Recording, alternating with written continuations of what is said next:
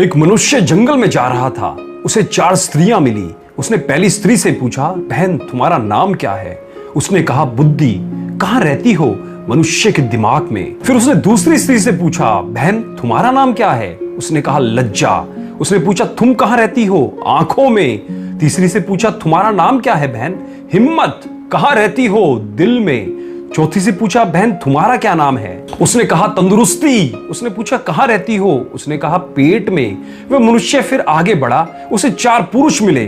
उसने पहले पुरुष से पूछा, तुम्हारा नाम क्या है? उसने कहा, क्रोध।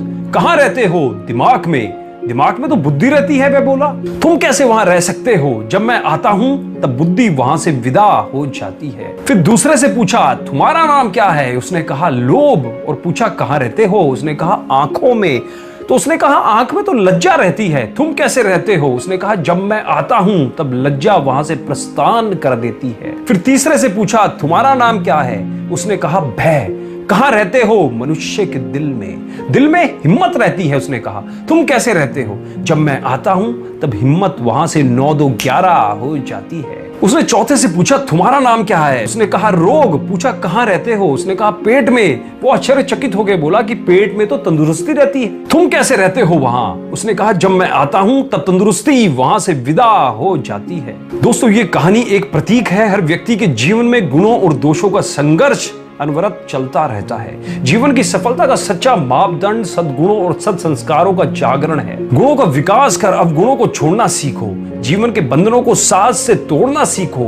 मन ही उत्थान पतन व सुख दुख का कारण है। मन के घोड़े को सही दिशा में मोड़ना सीखो। एक बार विद्वानों की सभा में जीवन की परिभाषा पर चिंतन मंथन हुआ। उपस्थित लोगों ने विभिन्न प्रकार के विचार प्रस्तुत किए। एक अनुभवी जिसके जीवन में शांति, संतोष, पवित्रता और आनंद है, उसका जीवन सफल और सार्थक है। जो व्यक्ति उसका अनुसरण करता है, उसका जीवन सुखद और सफल होता है। आज बौद्धिक और आर्थिक विकास की ओर सबका आकर्षण बढ़ रहा है। बौद्धिक और आर्थिक प्रगति के साथ सद्गुणों और सत्संस्कारों का समन्वय भी होना चाहिए। उसके बिना कोई भी विकास न स्वयं के लिए कल्याणकारी होता है और ना ही समाज के लिए लाभप्रद होता है। जिस प्रकार भवन की ऊंचाई के साथ गहराई का संतुलन अपेक्षित है, उसी प्रकार जीवन में बाहरी ऊंचाई के साथ गुणों और आदर्शों की गहराई भी आवश्यक है। ऊंचाई के प्रति जितना उत्साह है, उतना ही गहराई के प्रति भी होना चाहिए। एक विचारक ने लिखा है, बुद्धि और शक्ति संपन्न मनुष्य मानवता के लिए वरदान भी है और अभिशाप भी है।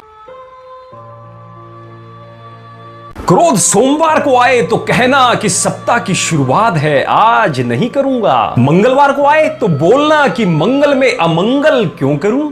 बुध को आए तो कहना कि बुध तो शुद्ध है, इसलिए इसे अशुद्ध क्यों करूं। गुरुवार को आए तो बोलना, आज तो गुरु का दिन है, मन में शांति रखना है।